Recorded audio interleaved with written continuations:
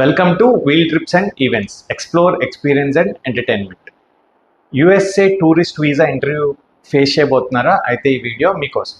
అసలు ఏ దేశమైనా సరే మనల్ని టూరిస్ట్ వీసా మీద ఎందుకు రావాలనుకుంటుంది అనేది తెలిస్తే మనం యుఎస్ అనే కాదు ఏ దేశానికైనా సరే మనం టూరిస్ట్ అప్లై చేసుకునే విధానం మనకి ఈజీ అయిపోతుంది. సో మనం విహారయాత్రకు వెళ్ళినప్పుడు అక్కడ హోటల్స్ కావచ్చు, రెస్టారెంట్స్ కావచ్చు, సైట్ సీయింగ్ కావచ్చు, ట్రాన్స్పోర్టేషన్ కావచ్చు, ఇలా రకరకాలుగా మన డబ్బుని మనం అక్కడ ఖర్చు పెట్టడం ద్వారా వాళ్ళకి అవన్నీ ఆదాయ వనరులు కాబట్టి అక్కడ నివసించే వాళ్ళకి ఇన్కమ్ వస్తుంది. అలానే వాళ్ళ కంట్రీ యొక్క ఎకానమీ కూడా బిల్డప్ అవుతుంది కాబట్టి, డెవలప్ అవుతుంది కాబట్టి ఏ దేశమైనా సరే మనల్ని టూరిస్ట్ వీసా మీద రావాలి అని అనుకుంటుంది. ప్లస్ మనం టూరిస్ట్ వీసా మీద వెళ్తాం కాబట్టి అక్కడంతా చూసి మనం ఖర్చు పెట్టేసి మళ్ళీ మనం తిరిగి వచ్చేస్తాం. సో మనం అక్కడికి వెళ్ళి అక్కడ సెటిల్ అయిపోయి దొంగతనంగా మనం ఉంటాము అనే ఒక అపనమ్మకం, భయం ఉండదు కాబట్టి మనల్ని టూరిస్ట్ వీసా మీద ఏ కంట్రీ అయినా రావాలి అని అనుకుంటుంది. సో సేమ్ కేస్ యుఎస్ఏ కూడా ఇట్లాంటిదే. కాకపోతే యుఎస్ఏ వచ్చేటప్పటికి మనం టూరిస్ట్ కంటే కూడా విజిట్ వీసా మీద మనం వెళ్ళే ప్రయత్నం ఎక్కువ చేస్తాం. అంటే టూరిస్ట్ వీసా అనుకోండి, మనకు హోటల్స్, తర్వాత సైట్ సీయింగ్, ట్రాన్స్పోర్టేషన్ ఇవన్నీ ఆల్రెడీ మనం బుక్ చేసేస్తాం కాబట్టి మనం ఆ ఎక్స్పెన్సెస్ని బేర్ చేయగలిగే మన ఇన్కమ్ కెపాసిటీ ఉందా లేదా, మనకు అంత ఇన్కమ్ ఉందా అనేది వాళ్ళు చూసి వీళ్ళకి అంత ఇన్కమ్ ఉంది కాబట్టి అక్కడ మనకు ఖర్చు పెడతారు, ఏం ప్రాబ్లం లేదు అనే నమ్మకం కలిగితే మనకి యుఎస్ఏ టూరిస్ట్ వీసా వచ్చే అవకాశాలు చాలా ఎక్కువ ఉంటాయి.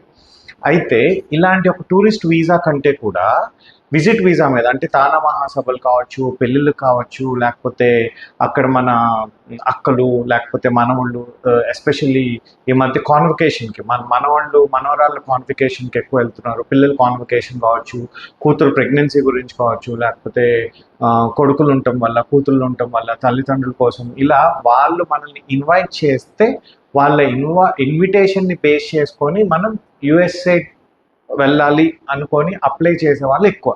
సో ఇక్కడ మనం తెలుసుకోవాల్సిన ఫ్యాక్టర్స్ చాలా ఉన్నాయి. ముఖ్యంగా 1 relation, 2 age factor, 3 income factor.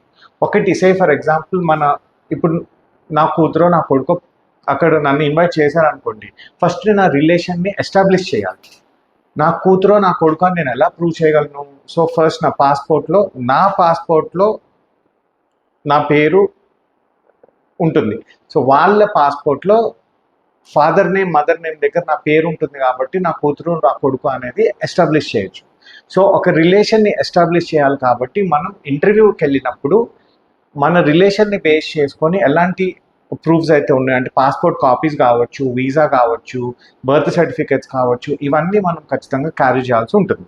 ఒకవేళ మనోడు అనుకోండి, మనోడు పాస్పోర్ట్ కాపీసు, నా కూతురు పిల్లలు అయితే నా కూతురు పాస్పోర్ట్ కాపీసు, నా పాస్పోర్ట్ కాపీస్. ఎందుకంటే నా కూతురు పాస్పోర్ట్ కాపీస్లో నా డీటెయిల్స్, నా కూతురు పిల్లల పాస్పోర్ట్లో వాళ్ళ డీటెయిల్స్ ఉంటాయి కాబట్టి ఒక రిలేషన్ని మనం ఎస్టాబ్లిష్ చేయొచ్చు. అయితే ఏంటంటే బామ్మర్దులు కావచ్చు, లేకపోతే పిన్ని కూతుర్లు కావచ్చు, కజిన్స్ కావచ్చు, వీళ్ళు పిలిస్తే ఆ ఇన్విటేషన్ని బేస్ చేసుకొని మనకి వీసా వచ్చే అవకాశాలు చాలా తక్కువ ఉంటాయి. ఎందుకంటే ఏ కంట్రీ అయినా సరే ఒక రియల్ రిలేషన్, అంటే మన బ్లడ్ రిలేషన్, పేరెంట్స్ కావచ్చు, లేకపోతే మన ఓన్ బ్రదర్స్ అండ్ సిస్టర్స్ కావచ్చు, ఈ రిలేషన్స్కి మాత్రమే వాళ్ళు ఎక్కువ వాల్యూ ఇస్తారు. కజిన్స్కి లేకపోతే ఇంకా దూరపు రిలేషన్స్కి వాళ్ళకి ఎక్కువ వాల్యూ ఇచ్చే అవకాశాలు ఉండవు. కాబట్టి వాళ్ళ ఇన్విటేషన్ బేస్ చేసుకొని మనం యుఎస్ఏ కాదు, ఆస్ట్రేలియా కావచ్చు, ఏ కంట్రీ అయినా సరే ఇలాంటి ఒక కజిన్స్ యొక్క ఇన్విటేషన్ని బేస్ చేసుకొని మనకి వీసా వచ్చే అవకాశాలు చాలా తక్కువ ఉంటాయి.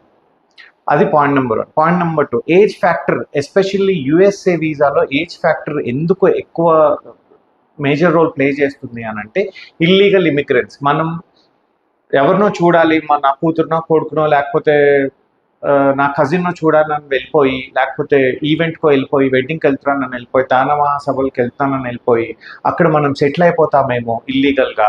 ఆ 6 months ఉండి పని చేసుకొని, కొంతమంది సరే ఉన్నంత వరకు ఉండి పని చేసుకొని సంపాదించేసుకొని వాళ్ళు పట్టుకున్నప్పుడు అవసరమైతే తిరిగి వచ్చేయచ్చు. ఇలాంటి ఉద్దేశాలు ఉంటాయేమోనని ఏజ్ ఫ్యాక్టర్, ముఖ్యంగా స్టూడెంట్ లేదా రిటైర్మెంట్కి దగ్గరలో ఉండి, లేదా రిటైర్ అయిపోయి ఉండి, లేదా గవర్నమెంట్ ఎంప్లాయీస్, ఇలాంటి సెగ్మెంట్స్లోనే మనకి విజిట్ వీసా వచ్చే అవకాశాలు ఎక్కువ ఉన్నాయి.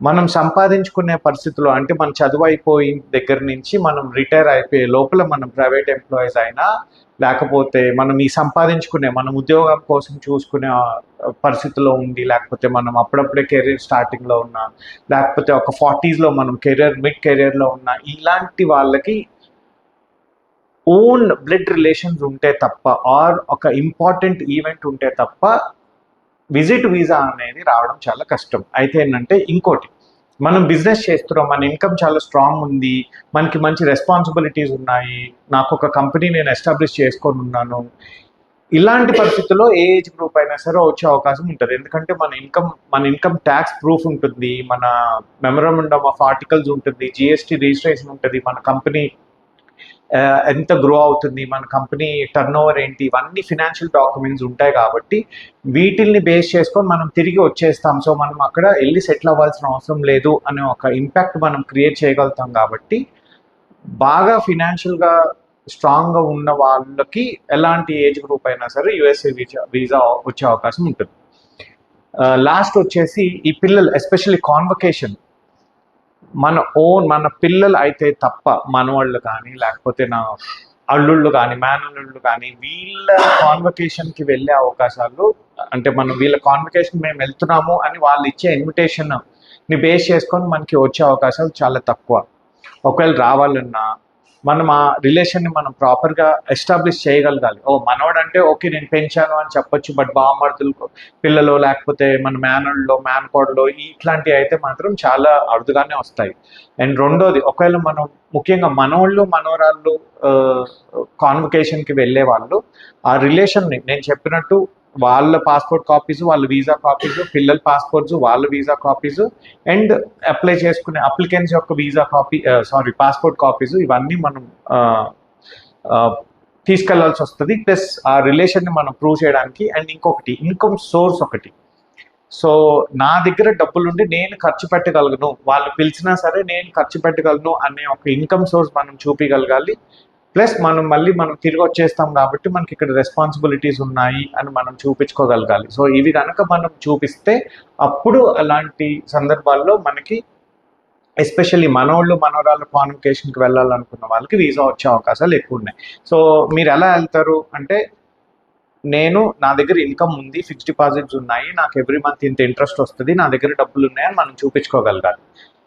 ప్లస్ పిల్లల దగ్గరికి, అంటే మనోళ్ళు మనవరాళ్ళ దగ్గరికి పేరెంట్స్ లేకుండా మనం వెళ్ళకూడదు. మీరు ఎవరితో వెళ్తున్నారంటే పేరెంట్స్ రావట్లేదు నేను ఒక్కళ్ళే వెళ్తున్నాను అని అంటే మాత్రం అది వర్కౌట్ అవ్వదండి. ఎందుకంటే హ్యూమన్ ట్రాఫికింగ్ని బేస్ చేసుకొని పేరెంట్స్ యొక్క ఆథరైజేషన్ లేకుండా లేదా పేరెంట్స్ యొక్క అప్రూవల్ లేకుండా మనం పిల్లల దగ్గరికి వెళ్ళటమో లేకపోతే వాళ్ళని మనం తీసుకెళ్ళటమో చేయకూడదు. కాబట్టి పేరెంట్స్ త్రూ మేము వెళ్తున్నాము అంటే నా మనోడో మనోరాలు అక్కడ ఉంది, వాళ్ళ పేరెంట్స్తో పాటు నేను కూడా ట్రావెల్ చేస్తున్నాను అనే విషయాన్ని వాళ్ళకి మనం ఎస్టాబ్లిష్ చేయగలగాలి. సో ఈ ఫ్యాక్టర్స్ మీద కనుక మనం ఇంటర్వ్యూని ప్రిపేర్ అవుతే మనకి యుఎస్ వీసా వచ్చే అవకాశాలు చాలా ఎక్కువ ఉంటాయి. సో నేను ఇచ్చిన ఇన్ఫర్మేషన్ మీకు అర్థమైందని అనుకుంటారు. వేరే కంట్రీస్కి సంబంధించిన టూరిస్ట్ వీసాస్ గురించి మరిన్ని విషయాల గురించి తెలుసుకోవడానికి please do follow our channel. Subscribe చేయండి, లైక్ చేయండి, అలానే పక్కన బెల్ ఐకాన్ క్లిక్ చేయండి. Thank you.